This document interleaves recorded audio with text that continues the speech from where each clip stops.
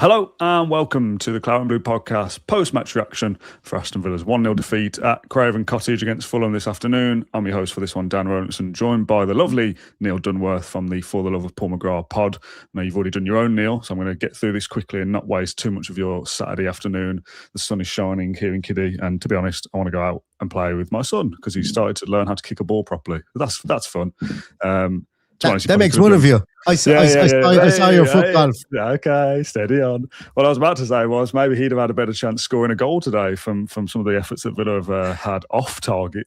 We're going to go through the game. There's a lot of, not in the live chat specifically here, on social media, other videos I've already seen of an overreaction in my eyes. Did we lose 5-0, Neil? Because that's what some of it feels like.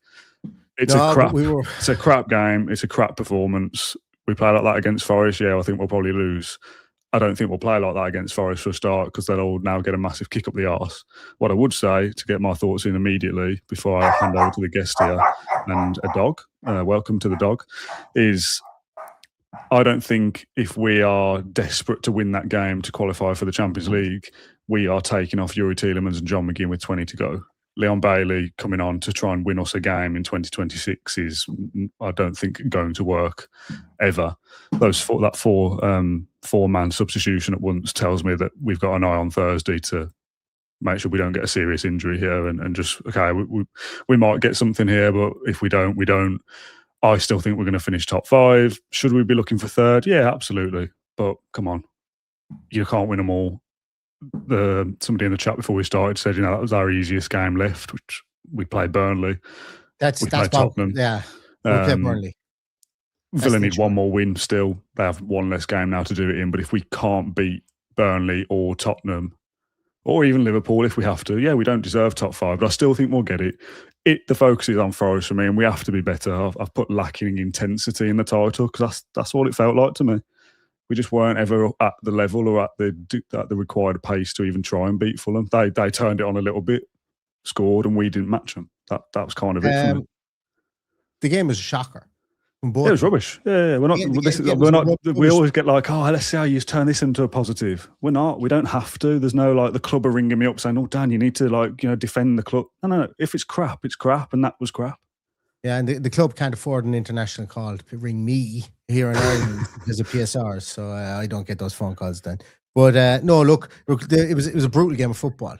It really was. Like Villa had 62% of possession, and Fulham got their goal, and they hunkered in. I think Fulham deserve a lot of credit for today. Yeah. Game plan. Their game plan was actually really, really interesting because they had obviously seen that Martinez has started to parry an awful lot of shots. And in the first half, that was their game plan. Their game plan was to take shots and immediately flood the area and get the second ball. And they missed it twice, and they didn't miss it the third time.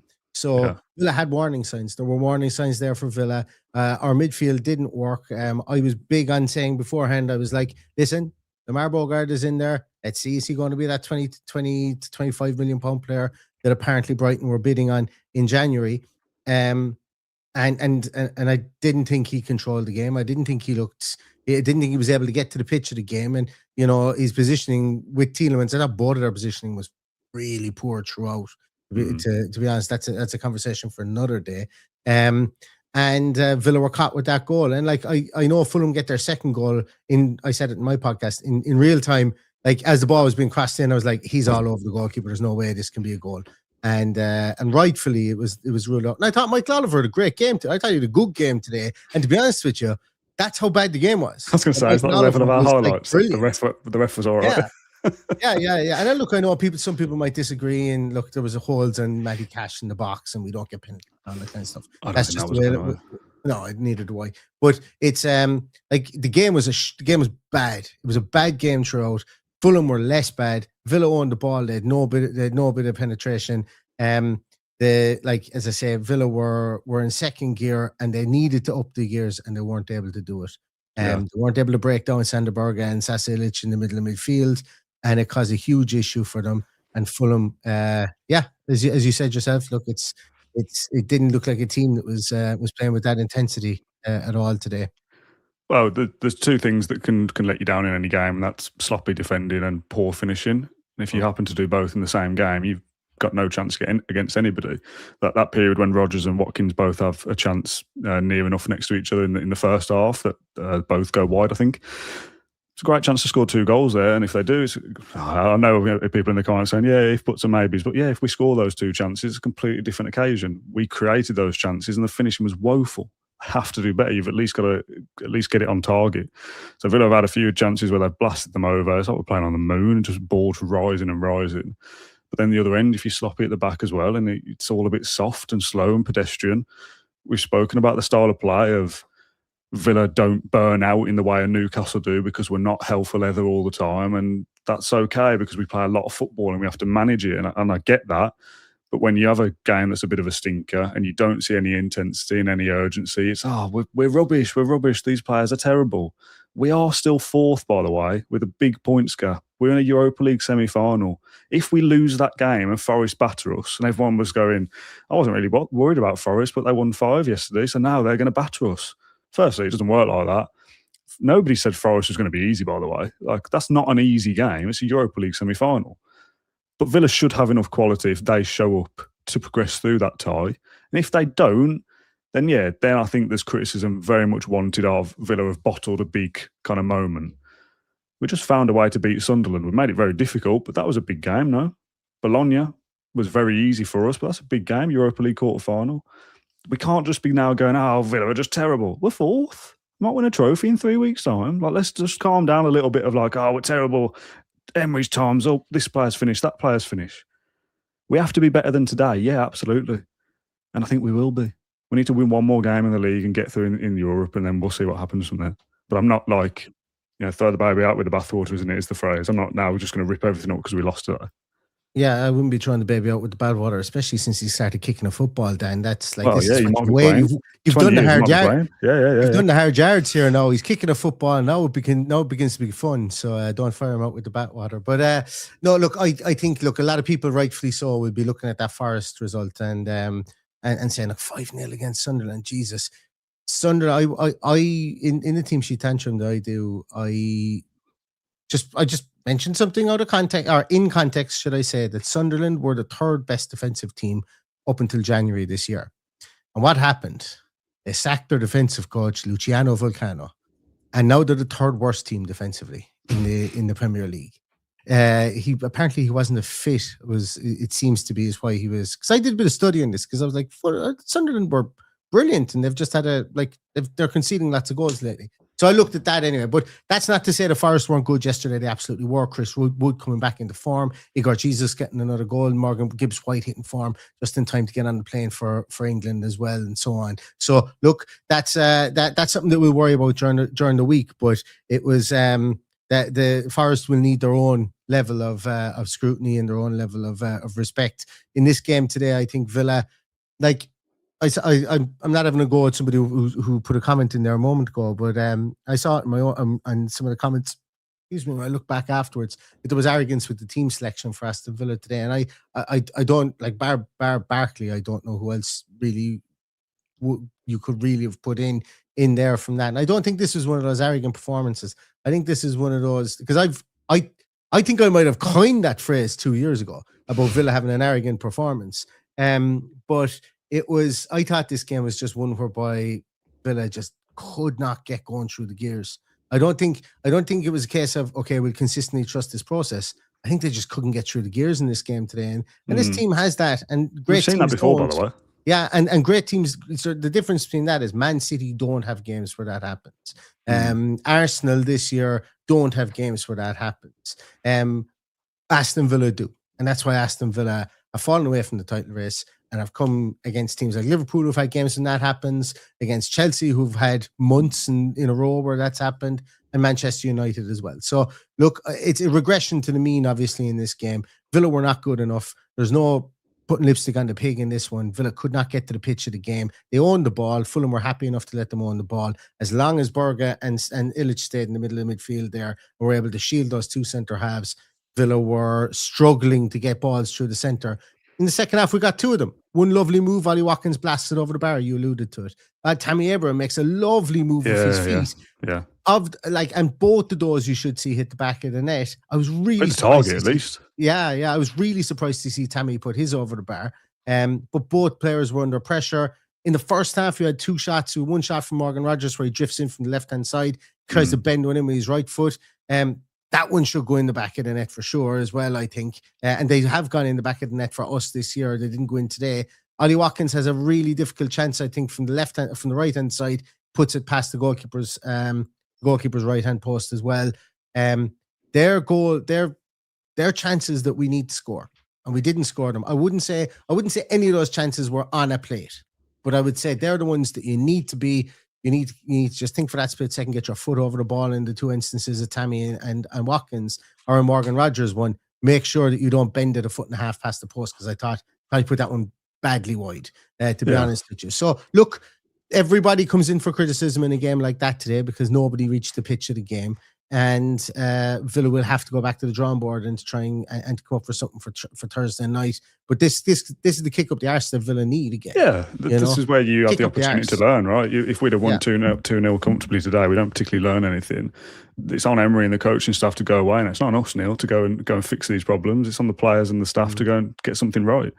The away form isn't great. There was a few comments earlier alluding to X amount of wins in X amount of games. I can't remember what it was, but it's not pretty reading. So how are we going to go to Forest and win? Firstly, a little bit of devil's advocate. We don't technically have to beat Forest away to progress through the tie. We could draw or even lose the first leg and still go through. But yeah, of course, our away form is a concern.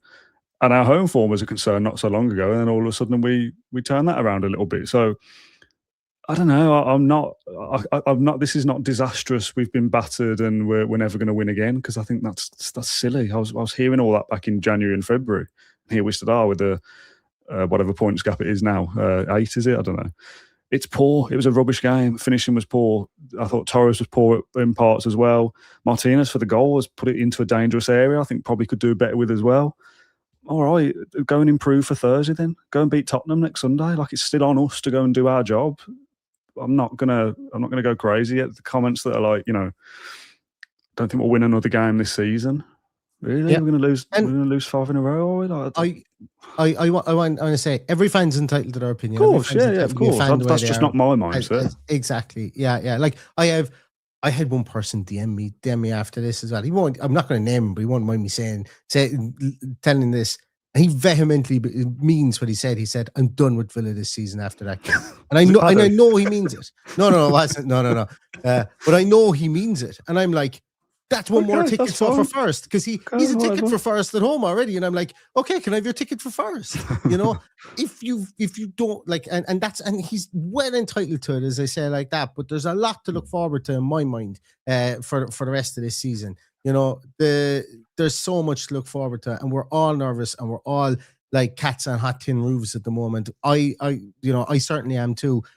I didn't want this result. I didn't want to lose a 3-goal lead or 3-1 lead at Sunderland, to have to come back and win 4-3.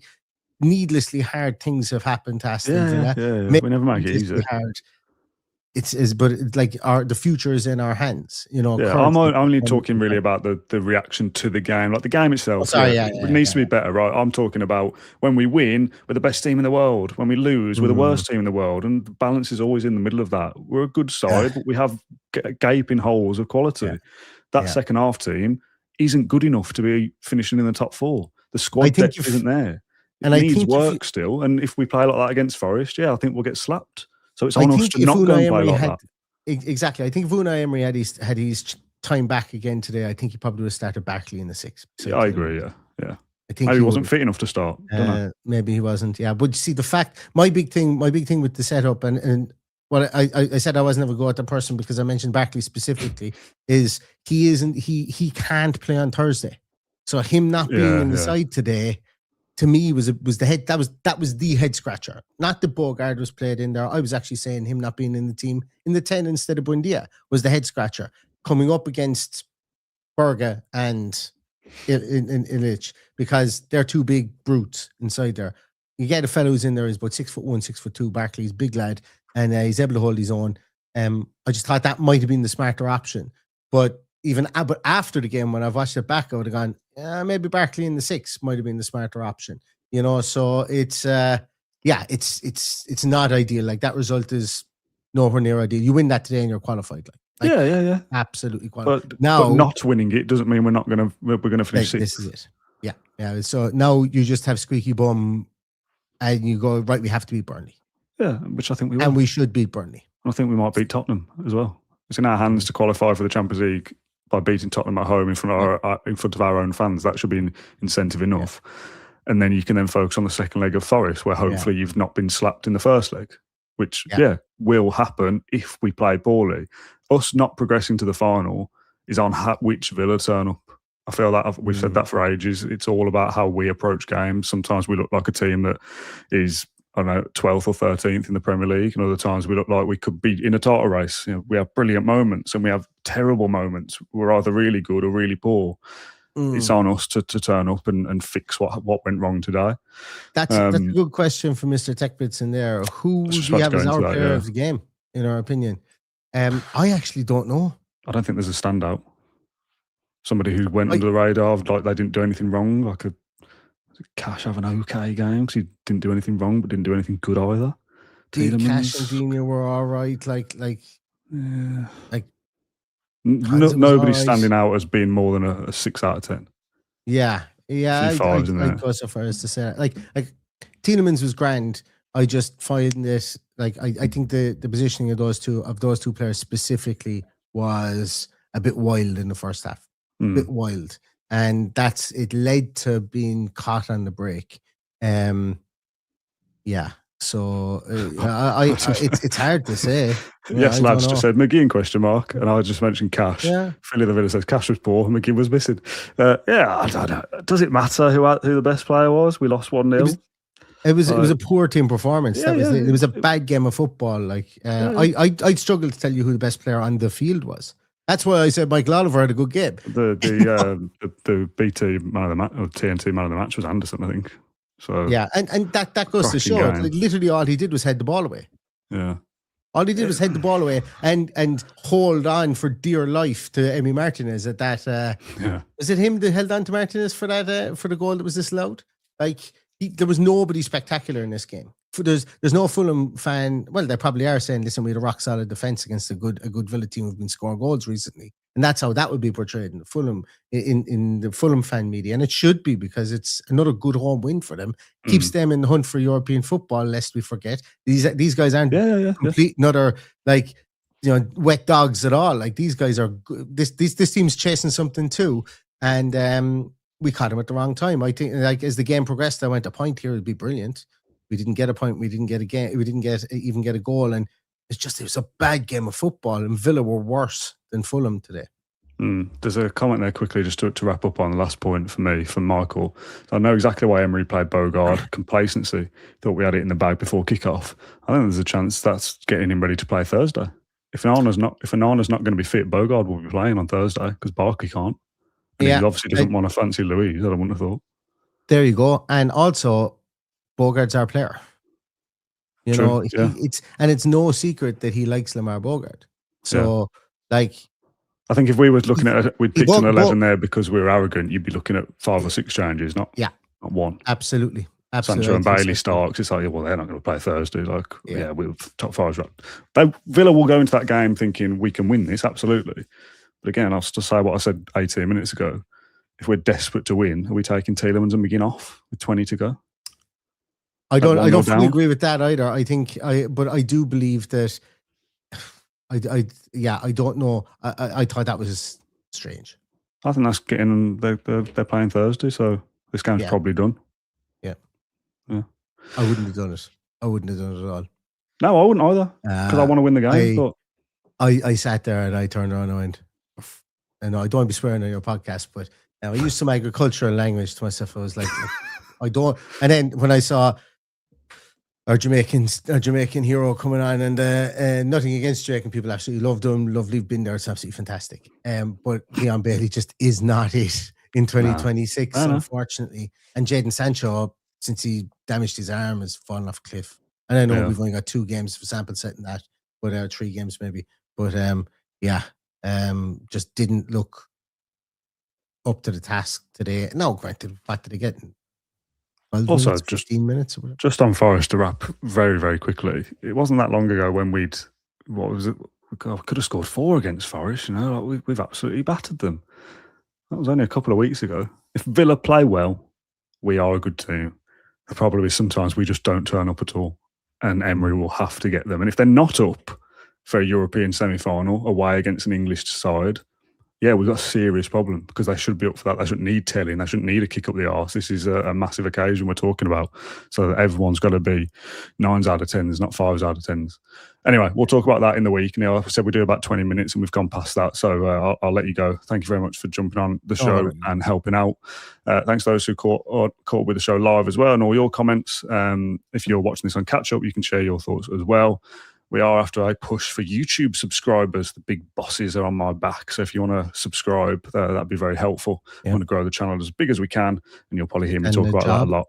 Hear that a lot in the next few weeks. We'll be back with a Q&A. So if you want to get your comments into the mailbag, that'll be me and John, possibly tomorrow night, actually, if not Monday. And then we'll begin our build up to Forest in the middle of the week. So thanks very much for watching or listening to this episode of the Clark Blue podcast, and we'll see you very soon.